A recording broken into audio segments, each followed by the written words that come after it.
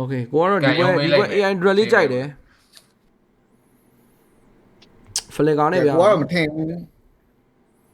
ဘလန်တော့မထင်ဘူးလေအရင်ကောင်းပါတယ်ကဲဒီလိုဘယ်သိနိုင်မယ်ထင်လဲ comment လေးမှန်သွားပြီအောင်ဘယ်သိနိုင်မယ်ထင်လဲ comment လေးမှန်သွားပြီပါအားလုံးကျေးဇူးများကြီးတင်ပါတယ်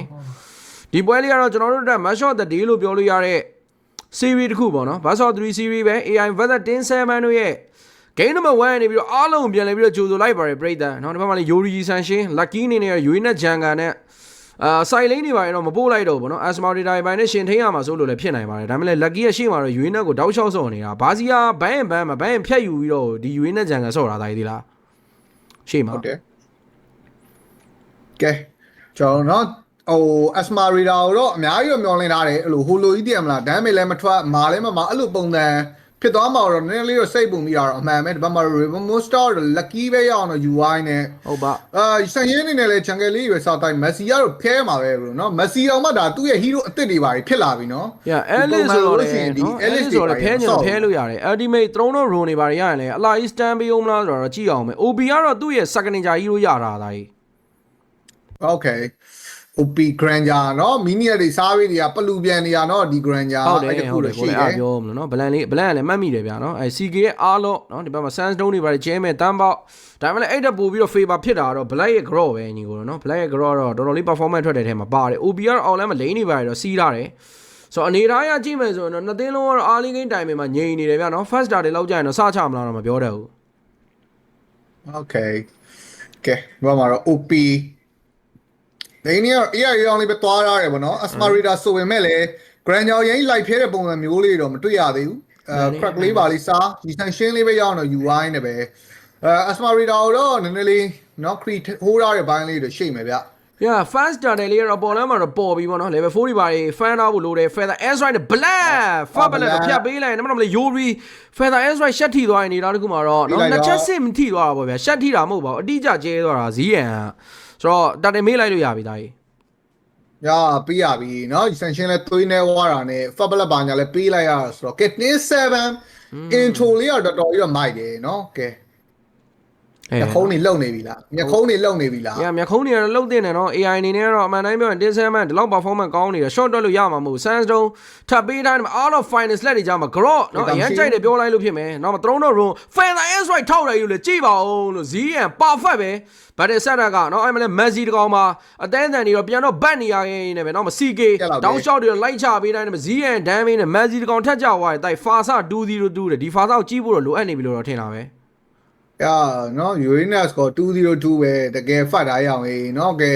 ဟိုက rubber လေးတော့ wall လေးနဲ့ကျွန်တော်เนาะဖြတ်သားပြီးတော့ဆိုတော့ယာရီဆိုင်ရှင်းနေတော့ rubber လေးတော့ပြန်စားဝင်တော့ရနေပါသေးတယ်ယိုဒီမတည်သေးတဲ့အပိုင်းလေးပဲဒါ AI ဘက်ကကျင်းနေချင်စရာရှိတာ3မိနစ်ကို1800လောက်ပြတ်နေတဲ့ပွဲဆိုတော့လေနည်းနည်းလေးတော့စိုးရင်စရာလေးတော့ဖြစ်လာပြီဂိုးလင်းရလဲ Asma Data လိုမျိုးเนาะနည်းနည်းလေးသိရမလား damage ရိုင်းပေးလို့ကောင်းတဲ့ကောင်မျိုးလည်းမဟုတ်တဲ့အနေထားဆိုတော့ yesကဲဒီဆိုင်ကင်းကနိုင်သွားခဲ့လို့ရှိရင်တော့ AI ဘက်က damage ထုတ်ဖို့အတွက်လုံလောက်ပါမလား P7 လည်းတစ်ခါတော့တည်ထားတယ်ကဲနော်မင်းအဲ့မှာ Fasa Feather Airstrike ထောက်တာမင်းလုံးဝ perfect ပဲလို့မင်း grow လည်းမရှိတော့ဘူးဆိုတော့သူ့ကို wall တွေပိုင်းနဲ့လမ်းကာပြီးတော့ Feather Airstrike ဖြတ်ပေးမဲ့ကောင်လည်းမရှိတော့သလို Dynamic Chat တွေပိုင်းလည်းမကြောက်ပါဘူးဆိုတော့3မိနစ်လိုနေတာတခုမှာတော့107အနေနဲ့တော့ AI ကတော့အသာသီးနဲ့တော့ရင်ဆိုင်နေတယ်ပေါ့နော်ဆိုတော့2400ဆိုတဲ့ပမာဏကလည်း early game time မှာအရင်များတဲ့ပမာဏတခုလို့တော့ပြောချင်တယ် OB နော်အတင်းကအဲ့လိုမျိုးတာနေမယ်ဆိုရင်တော့တောက်လျှောက်တွေတော့ဒါပြစ်ခွင့်ရအောင်ဖန်တီးပေးနိုင်တော့မယ်နဲ့တူတယ်lucky ကိုလည်းကြည့်ရုံတိုင်း KD ရဲ့2-0သူကလည်း fast လို့ပဲရောဟုတ်တယ်ကဲနော်ဒီ sanction လေးတော့ကောင်းမွန် fan win တော့ရနေသေးတယ်level 1ဆိုင်ရာမှာလည်းနော် lucky နဲ့တော့အရင်တော့ကွာဟနေတဲ့အပိုင်းလေးတော့မရှိသေးဘူး second target လေးတော့ထွက်ကြည့်ရမယ်သူတို့ယူရတဲ့ fire နှကောင် draft နဲ့နော်ဒီ second target ကတော့ Asma Data ပါလာ join မှာဆိုတော့ AI ကဒီ second target တော့တေချာ control မှာတော့ရလိမ့်မယ်ဗျာ။ပြီးရင်လည်းကျွန်တော်တို့ grow ကအဲ့လိုမျိုး early game မှာနှစ်ခါဖြတ်မောက်ထားတာဆိုတော့မင်း107ဘက်ကဒီ grow ကိုဘယ်သူမှကြောက်တော့မှာမဟုတ်သေးလား။ဟောကကျွန်တော်နေချက်ကတကောင်နဲ့တစ်ဖက်မှာ Sand တော့ပို့လာတယ် P7 အင်မြူချိန်တော့မရလိုက်ဘူး။ကျွန်တော်တစ်ဖက်မှာလည်း Allen နေနဲ့တော့ Throne of Rune Usation Bounty Shot နဲ့ Lucky လေးတော့ပြန်ရလာတဲ့အပိုင်းလေးကမစိုးဘူးဗျာ။ ZN လေးကိုပါအလီဒါ shut down ကိပိုင်ဆိုင်သွားတဲ့အခိုက်အတန့်မှာတော့တန်တဲ့အတိုင်း AI ဘက်ကပြန်တော့လာပြီနော် OB Messi တော့တောက်လျှောက်တွေတော့ထူခွဲဖို့ကြိုးစားနေနေပဲနောက်မှ Black ရဲ့ကျွန်တော်တို့ကျွန်တော်နေချက်ကမလာသွားဘူးဆိုပေမဲ့ဟို Throne of Rune တော်တော်လာသွားတယ် Messi ရှီကထွက်လာတာဟုတ်တယ်နော် damage ကမပြတ်လောက်ဘူးထင်တာနောက်ဆုံးမှ Lucky ပြတ် နော်ကျွန်တော် Fasali ပဲချက်တောင်းရေးပေးလိုက်ရတဲ့အနေထားမှာတော့ AI ကျွန်တော်ပြောခဲ့သလိုပဲ second တာတွေကသူတို့ယူထားတဲ့ fighter နှကောင် draft နဲ့ကတော့အနိုင်ဆိုင်မှတော့ရမှာဆိုတဲ့အတိုင်းပဲကျွန်တော်အလဲမှာတရက်တစ်ပြက်ပတ်တယ်တစ်ခုကနေပြီးတော့ AI ပြန်စင်ပြေသွားတယ်ပဲပြောရမှာ network တွေတော်တော်ကြီးပြန်ရလိုက်တယ်နော်1000ကျော်လောက်ကွာနေတဲ့အနေထားကနေဒါရာခဏမကျင်တော့တာဆိုတော့ AI တို့ second တာတွေကတော်တော်ကြီး recover ဖြစ်သွားတယ်ပြီးလေထပ်ပြီးတော့ mention ခေါ်ရမယ်ဆိုအလီတာအနေနဲ့တော့ shut down ကြီးရလိုက်တာနော် bro အဲ့ကောင်တော့ကတော့ဂိုးတွေအများကြီးရသွားမှာနော် Z ရဲ့ 302KD ကိုတော့အလီတာကောက်ပြီးသွားရင်လည်းပဲเนาะကျွန်တော်တို့AI အနေနဲ့ကတော့သိရမလားတိုင်းဟိုနေထားသမျှ network တွေအကုန်ပြန်ရလိုက်တာနဲ့တန်နေပြီထင်တာပဲ second တာတဲ့ဘက်တည်းကမှန်မယ်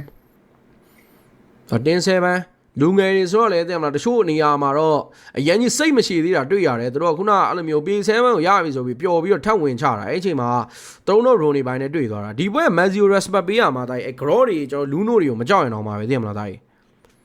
းဟုတ်တယ်ကဲเนาะကျွန်တော်ပေါ်စာလို့တော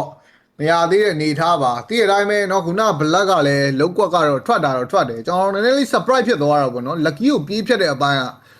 ပြတ်ပါမလားလို့စိုးရင်လိုက်တာနောက်ဆုံးပြတ်သွားတော့လေเนาะကျွန်တော်ဒီဘက်ကပါဆယ်เนาะကျွန်တော် shut down key ပါရလိုက်တာဆိုတော့ AI ပြန်တော့လာပါเนาะဒီကောင်တွေကလည်းငြိမ်တော့ခံပါတော့မဟုတ်ဘူး bro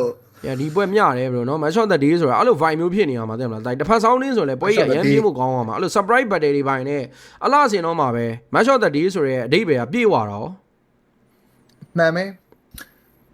ကဲ OB မပါသေးဘူးเนาะဘက်တရီကခုန OB မပါသေးဘူးအလီတာတော့ဝင်ဆိုင်သွားတယ်ဆိုပေမဲ့ကဲအများကြီးတော့ပြောလို့တော့မရသေးဘူးဘာမှမတွေ့လား bro အဲ့ ground မြင်နေတဲ့နေရာမှာကျွေးနေပြီเนาะ OB ဆိုနာတာတစ်ချက်တော့လမ်းထုအောင်မလားလောက်တာတော့မလုပ်သေးဘူးဗျာနော်လူနုအင်မြူတော့ပေးထားတယ်ဘလက်သွေးတော်တော်နည်းနေပြီ record ထောက်ပြီးတော့အိမ်ပြန်မယ်ဆိုရင်တော့နည်းနည်းနောက်ကျသွားနိုင်နေနေတာတခုမှတော့ Messi ပဲ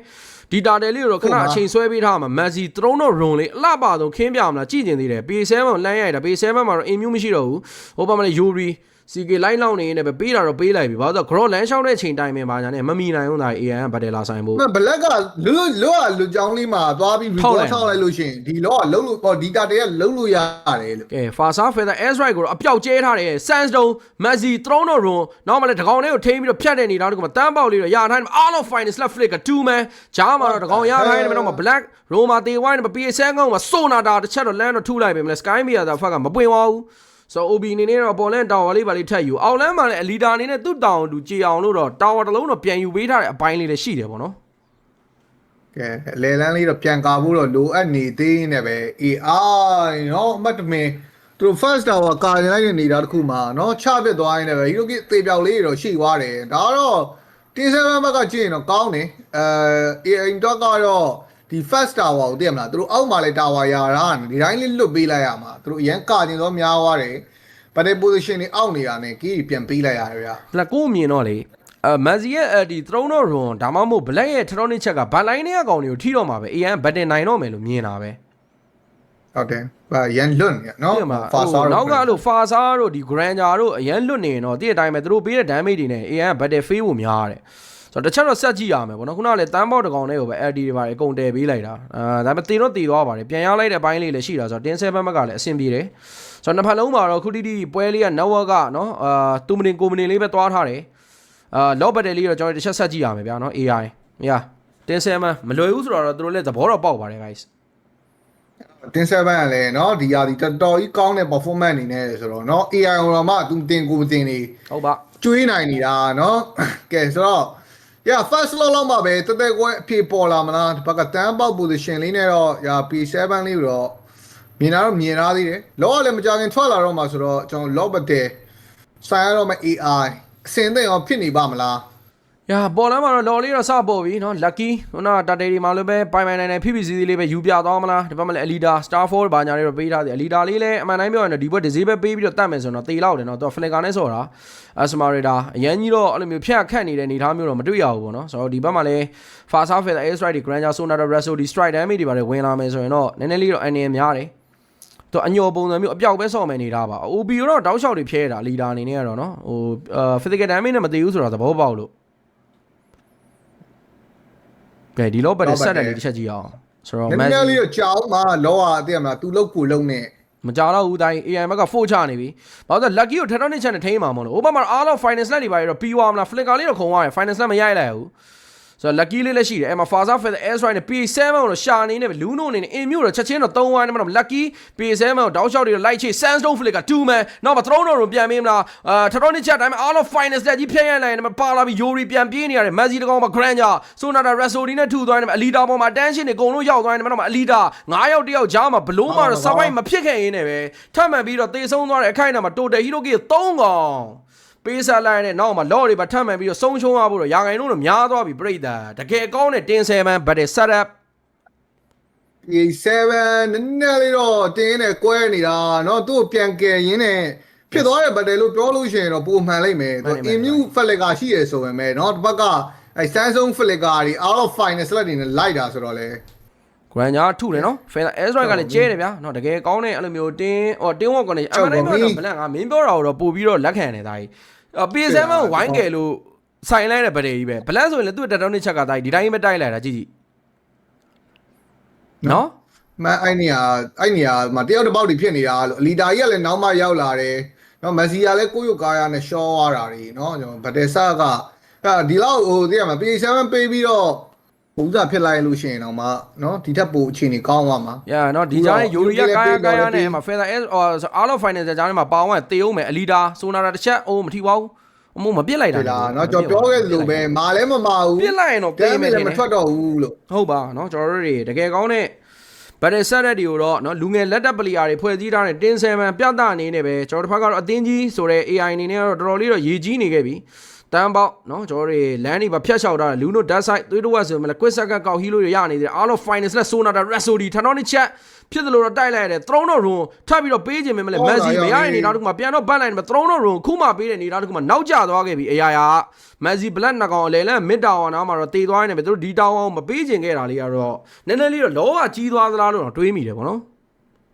ကဲနော် Mega Tower ကြီးလည်းပေးရမှာပဲနော် First Lot လည်းပေးထားတာဆိုတော့သူဖတ်မတွေ့သေးတော့ဦးအဲ့ Tower တွေကကဲနောက်မှာတော့ဒါလေးတော့ Starfall ဘာညာလေးနဲ့ပြန်ပါဝိုင်းနေမှာ ZN Feather Air Strike ဒီကြောင့် Yori တေးမလို့ပဲအော် ZN Faza ကတော့ Tower 2ညနေတော့ပြတ်သွားသေးတယ်ဗျာနော်သူ့အနေနဲ့လည်း Tower Range တစ်ခုအတွင်းမှာနေနေတာ P7 လေးတော့ပြန်ကေးကောက်ခဲ့ဆိုတော့လေ1 for 1ဒါပေမဲ့ ZN တော့ပို့ပြီးတော့နည်းနည်းလေးperformance ထွက်တယ်လို့တော့ခံစားနေရဆိုတော့သူ့တော့ပိုနှမျောတယ်လို့ပဲပေါ့နော် P7 နဲ့ trade ကတော့ AM ဘက်ကကြည့်မယ်ဆိုတော့နည်းနည်းတန်နေတာကြီးမှန်ပြီနော်ဘာတာဝဖြစ်လို့ပြန်သေးသွားတာပါကဲလီဒါလေးကလည်း Asmarita ဆိုတော့လေ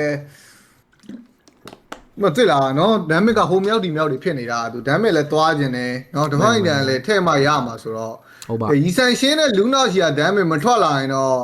နော် front liner တွေဘလောက်မှနော်ဒီဘက်ကအဲ့ Granger ပစ်တာတွေ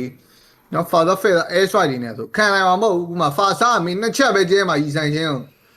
နော်ဖျားသွားလိုက်မယ်တခါတည်း AI ဘက်ကစချရင်ရောဒါကြီးဘယ်လိုမြင်လဲ AI ဘက်ကစချလို့ရှိရင်လည်းသိရမလားအဲ့လို pick up မိဖို့ကမလွယ်ဘူး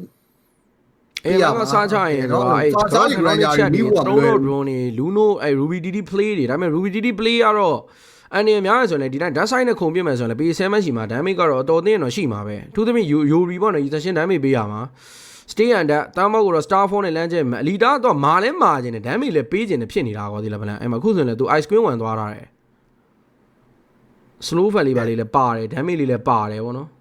ကန်တော့ထပ်တော့ချအောင်မယ် AI ဒီဒါအပေါ်မှာတော့သွားပြအောင်မှာဆိုတော့လေကဲလော်လေးတော့နည်းနည်းလေးခိုးထားပေးမှတော့ရအောင်မယ်ဗျာအော်လာမှာတော့တန်းပေါက်လိန်ချောင်းနေတယ် CK ကတော့ဒီဘက်က Dangerous Grass ထဲမှာ position ယူထားနေမှာတော့ Yori ကိုတော့တန်းပေါက်ပဲ vision ပြပေးမလား Madi ရှေ့ကနေပါလမ်းနေပါဖြတ်လျှောက်ဝိုင်းနေပါတန်းပေါက်အနေနဲ့ကတော့ဘယ်သူမှ view မဆိုင်တဲ့ပုံစံမျိုးနဲ့တော့ initiate ပေးနေတယ်ပေါ့နော်တန်းပေါက် Yori ကိုတွေ့သွားပြီ Yori damage ပြန်ပေးတာနဲ့တော့နည်းနည်းနားတယ်တစ်ဖက်မှာလည်း Asmarita ဇီးရန်လေးတော့တော်တော်လေးတော့နှောက်ပေးထားနေမှာဇီးရန်အနေနဲ့သွေးနှဲဝိုင်းနေတာတခုမှ record ထောက်ပြီးပါအိမ်ပြန်မဲ့နေတာဆိုတော့လော်လေးတော့ restart ပြန်ချမယ်နေတာပါလော်ပြန်ပုတ်မလားလော်လေးတော့ပြန်တော့စတော့ပုတ်နေပြီရီဆန်ရှင်းပြစ်ခုတ်နောက်မှ lucky ကိုပဲထထောင်းနေချမ်းနဲ့ထိန်းပြီးတော့ ready လူပေါက်မဲ့လမ်းစီကိုရွေးမလားဆိုပေမဲ့လည်းအဲ့ grow ကြီးကိုပဲအကုန်လုံးဝင်လုံနေပြီနော် black သွေးတော့ရော့နေပြီနော်ကွန်စီတွေပါဖျောက်ထားတယ် fasa ငှက်ပြောင်းပြီးွားနေတူတယ် ဆိုတော့အချိန်လေးတော့ကြည်ထိုင်းနေမှာတော့လီဒါနေလေသူ Star Force ဝင်မလား Grot ထန်တော်နေချက်ကိုတော့ OP အလားပါသူရှောင်ပြောင်းသွားနေ PS7 တန်းပြောက်သွားတယ်ဘာမှမလုပ်လိုက်ဘူးရောင်ရင်အဲ့မှာ Black တကောင်မှာထပ်သေးသွားနေအားလုံး Finals လက်ကြားမှာလဲ Messi ရုံးကန်နေရတယ်မှာတော့ Throne တော့ Run ပြန်လဲတော့ပေးတယ်ဆိုမှနောက်မှာ Damage ကပါရဲ့လားအလီဒါတောက်လျှောက်လေးတော့ Damage လေးပေးဖို့တော့ကြိုးစားနေမယ် Granger ထူတာတော့နာမနေခဲ့ဘူး OP တောက်လျှောက်လေးတော့ပြန်ကေးကောက်ခံနိုင်တယ်အလီဒါ shut down ကေးတော့ရလိုက်သေးတယ်ဟိုးပါမလဲ Reception ရွေးနဲ့ပြဿနာသွားတက်ဒီဘက်မှာအားလုံး Finals လက်နောက်မှာအလီဒါနောက်တော့ CK Dallas Strike နဲ့ပဲရိုက်ထိုင်းမှာ Zia Feather Air Strike ဟောနည်းနည်းလေးတော့ Rain လေးကလိုနေနေမှာနောက်မှာအလီဒါတပွဲလုံးတော့တောက်လျှောက်တွေတော့နှောက်ပေးထားတယ်ဆိုပေမဲ့တန်းမှာပြတ်သွားတဲ့အခိုင်အမာမှာတော့ Hero Kid ကတိုးတယ်3ကောင်တကောင် trade ထားရတယ်ဆိုတော့ Lolly ကတော့နည်းနည်းလေးဟိုးအောင်ပဲဘာလို့ Lucky လဲ mana မလောက်တိုင်းဘလူးဘတ်မပါတော့အဲ့ပစ်ကောရလာရင်တော့တော်တော်ကြီးမိုက်သွားမှာဆိုပေမဲ့เนาะဒီဘက်က Flick ကခုံတာလေးမြန်တယ်လို့ Fasa ကလည်းစတန်မထိသွားတဲ့နေထားဆိုတော့ကဲ P7 playing position out လို့ဖြစ်သွားနေတယ်ပဲเนาะ but ဆက်အတီကတော့မအောင်မြင်သွားဘူးပဲပြောရမှာเนาะသူတို့အိမ်ကျင်တဲ့ဗလိုင်းရဲ့အကောင်တွေကိုအိမ်တာတော့မှန်တယ်ဆိုပေမဲ့တစ်ဖက်က response ကတော်တော်မြန်လာရအောင်အိမ်တာတွေကတော့မှန်နေပြီဒါပေမဲ့တစ်ဖက်ကအဲ့ဟိုဟာเนาะပြက်ဆိုပြီးတော့ပြန်လုပ်တဲ့ response တွေကသွားကောင်းနေတာဒါကြီးGlory ဝင်လာတာကိုဖက်ပြန်ဝင်လာနဲ့မခုံပြီးသား OB ရမယ်တကယ်ကောင်းတဲ့ response ကွာဒါကြီးကဲတော့ထွက်နေပြီစကန်လော AI နဲ့လည်း mega တွေရှိတော့ဒီလောလာလူရမှာပဲเนาะဘလို့ချင်းနေပဲဖြစ်ရယိုရီလည်းခုတိအန်တက်ဗျာเนาะတပွဲလုံးတစ်ချိန်မှမသေးသေးဘူးเนาะဆိုတော့မလေးခုလောလော်လေးကတော့စတော့လုံနေတယ်ဘာလို့မတန်းပေါက်ချင်းနေလေးတော့ကြည့်နေတယ်ဆိုတော့ Asmarita ခုနလိုမျိုးတော့တောက်လျှောက်လေးကာပြီးွားမလားမသိပဲ Feather Air Strike တွေပါရတော့ပြီးသွားပြီတောင်းနေ Asma တောင်းညာဆိုတော့ Lucky ကတော့သူကသွေးပြန်တက်တဲ့ hero ဆိုတော့လေတဲ့မလားလောရိုက်ချက်လေးပါလေခံချိန်တိုင်း restart ပြန်ချ Feather Air Strike လေးထောက်မလား Sandstone လေးနဲ့ပြေးသွားတယ်တန်းပေါက်တော့တော့ Yuri တောက်လျှောက်တွေလိုက်ပိုင်းဖို့လုပ်ပေမဲ့လည်းပြန်ကာထားတဲ့အနေအထားမျိုးတွေမှာတော့ပြန်တော့ forward ထားရတယ် AI နဲ့လည်းအရင်ကြီးစက်မတိုးရဲဘူးပေါ့နော်ဆိုတော့ OB Granger ကြီးကိုလည်း respect တော့ထားရပါအောင်မယ်ဆိုတော့ Black ရဲ့ Flicker နဲ့ထက်ထုံးနဲ့ချက်ပြန်ရပြီ OB မှာလည်း Flicker ပြန်ရတယ်လို့ Feather Air Strike ကလည်းကူတော့ပြန်လဲလာပြီဆိုရင်အနေအထားတစ်ခုမှာတော့10-7ဘတ်တယ်လေးကိုစပြီးတော့ initiate ကြည့်မလားတန်းပေါက်အနေနဲ့အောက်လမ်းမှာ leader နောက်တာလေးတော့ခံနေရတယ်ဆိုမှသူ့အနေနဲ့တော့ lane တော့အကောင်းဆုံးတော့ပြန်ရှင်းထားပါတယ်ဆိုတော့ဘတ်တယ်ဆက်ရက်လေးကြည့်အောင်ကဲကျွေးအပေါ်လမ်းလည်း lane တွေပါမစီးတော့ဘူးဆိုတော့เนาะ AI ဘက်က lock down ပြန် full လို့ရရเนาะ Dallas Strike Arlo Final Slack Grop Feather Air Strike ဂျားမှာတော့ Sandstone Flicker တကောင်နဲ့ပဲထိသွားနေမှာတော့အလီဒါတောက်လျှောက်တွေတော့ပြန်အိမ်လို့ကြိုးစားတယ် Throne တော့ Run ပြန်ပြီးတယ်ဗလိုင်းနဲ့အကောင်တွေဂျားမှာတော့ Star Force နဲ့အလီဒါဝင်တော့နောက်တယ်ဟိုဘက်မှာလည်း Quick Second တော့တန်းပေါက်ကောက်ဟီးဝိုင်းနေမှာမသေးပါဘူး Messi သွေးတဝက်နဲ့တော့ပြန်ပေါက်ဝိုင်းနေမှာအားလုံး Final Slap မှာပါလာခဲ့ပြီ Yuri CK ရဲ့ performance တွေကိုတော့နော်အလူလူလဲတော့ခံနေရတဲ့ပဲတခါတည်းတန်းပြတ်သွားခဲ့တဲ့အနေထားမှာလော့ပါပေးရဖို့တော့ရာဂိုင်တို့များတယ်ပြိတ္တာဟောတကယ်ကောင်းတဲ့ CK ကွာဒါကြီးတကောင် main offlane ကြည့်ပါဦးdamage မလာဘူးဖာစာကိုပြန်လာနေမှာအလီဒါပြန်ပါသွားဇီးရံမှာတော့ဟောရ Grot ထန်တော့နေချက်ကြီးအမတော့မားကြီးနော်ဆိုတော့အဲ့မှာလဲ Black နေနေတော့တန်းမသိဘူးအမှန်တိုင်းပြောတော့ပေးလိုက်တဲ့နေသားကြီးဒီလော့ပေးရတော့မှာနော်မရတော့ Yuri လည်းသိသွားဆိုတော့အမှန်တော့အဲ့ Asmania မှာ Ruby လေးဆိုရင်တော့ဒီတက်ပို့ပြီး damage ထွက်မလားလို့နော်သိရမလား Ruby က Ruby ကြိုက်တာလားထဲဆိုရတယ်ကောင်ဆိုတော့မင်း Ruby ကြိုက်တာလားသားကြီး Ruby ကြိုက်တာကိုက damage ကမလောက်ဘူးဖြစ်နေတယ် PA7 ရှိရလဲ damage မပါလာသလို Yuri ကလည်းဒီဘက်ကအိမ်နေတာနဲ့အားလုံး final slot တွေလည်းရှောင်ရနော်အဲ့ Samsung Flicker တွေလည်းရှောင်ရဆိုတော့ damage ကောင်းပေးလို့မရဘူးပြဿနာကတော့ AI ဘက်က damage မလောက်တာပဲဒီဘက်ကသိရတဲ့အတိုင်းပဲ Granger နဲ့ Fasa damage တိတိကျကျထွက်နေတဲ့အချိန်ဆိုတော့ AI ဘတ်တရှင်ဆိုင်ရတာတော်တော်ကြီးခတ်နေတာဗျာနော်ကန်နဲ့ငါနဲ့တော့ပြောလိုက်ပါသေးတယ်ဒါ CK ကြီးကိုသတိထားမှာလို့မရဘူးเนาะအားလုံး last bit ကြီးကလည်းတော့ကောင်းတယ် CK အားလုံးကမယ်407နဲ့မယ် AI နေတဲ့နေရာမရှိဘူးမင်းဒီအားလုံးနဲ့ရိုက်ထည့်လိုက်တဲ့ MA ဟို final slot တွေမြန်ဝဲကားနေတာပဲဆိုတော့အောက်လန်းလေလပေါ်လန်း3-3လုံးမှာတော့မြတော့တက်လာမှာလေလန်းမှာလည်းမေဂါသွေးတဝက်ရော့နေပြီးသားဆိုတော့မေဂါတွေပါရဖို့ရာခိုင်နှုန်းများတယ်ဆိုတော့ AI အကောင်းဆုံးပဲ defend ဖို့အတွက်ကတော့သူတို့အနေနဲ့တော့ 5 man stay လိုက်တော့ရှိနေနေပဲဒီလော်လေးကိုတော့ဘယ်လိုမျိုး handle လုပ်သွားမလဲ lucky radiant armor ပါလာပြီတော့မှလည်းကျွန်တော်တို့ Yuri တောက်လျှောက်လေးပြစ်ခုတ်အဲ့မှာ Fasa Feather Air Strike နဲ့သွေးတဝက်ဖျားသွားတာရောက်ရေးတေးမလို့ပဲလောရိုက်ချန်နဲ့တော့ Mega လက်လေလန်းစရလိုက်နေပဲအောင်လန်းမလေး UA နဲ့ Asmarita by 1နေထိုးနေတယ်ပေါ်လန်းမှာလည်း Creo ကျိုးကန်ဒီဆဲတော့ဖြစ်သွားတယ်ဗောနော် Creo နဲ့ပဲချိုးသွားတာရောက်ရင်ဘယ်သူမှတော့ damage ပေးမဟုတ်အဲ့ဒါအပေါ်လန်းဆိုတော့ Mega တွေကတော့ပေးဖို့ရရင်တော့များတယ်ဗောနော်တက်တောင်မှာအလီဒါ တော်လေးတော့ယုံပေးနေတယ်ဆိုပေမဲ့လည်းသူက Asmara တိုင်းဖြစ်နေတာဆိုတော့ထင်တယ်လို့တော့ damage ကထွက်မနေဘူးပြိတ္တာအမာခံနှောက်တလိုင်းမရမယ် Starfall ဟိုဘက်မှာတော့ CK အားလုံး AC ပဲ Down Let's Right တစ်ဖက်မှာ Sandstorm Flicker အားလုံး Final Star မှာ P7 အင်းမြို့ချိန်မရလိုက်ပြန်ဘူးဒီတစ်ခေါက်မှာလေ Winter Crown Immortal OB Dancer Wine မှာတော့အလီတာတူနာပြေးကတော့အကောင်းဆုံးတော့ပြန်ပစ်ပေးသွားတယ်မယ်အလီတာထပ်ပါသေးဆုံးသွားတယ်မယ် Messi ကျွန်တော်တို့က Yori နှစ်ကောင်နဲ့တော့ defend ဘောတော့ဘလို့မှမဖြစ်နိုင်တော့ဘူးဆိုတော့အောင်လန်းမှာလေ Creo တွေပိုင်းနဲ့တော့ Mega ထက်ရလိုက်တယ်မတို့တဲ့ Mega 3လန်းလို့ပိုင်ဆိုင်ထားတဲ့ Tin 7ဒီခါလေးတန်းအမှုတော့ Messi လေးကိုအရင်ကေးကောက်ထားနေတယ်ပဲ Yori တယောက်တည်းပဲကြံတော့တယ်ဘာမှလုံးလို့မရတော့ Game number 1မှာတော့ Tin 7တကယ်ကိုကောင်းမွန်လာတဲ့ performance အနေနဲ့အသက်ရဆုံးစော့ကစားဝါကအနိုင်ရရှိ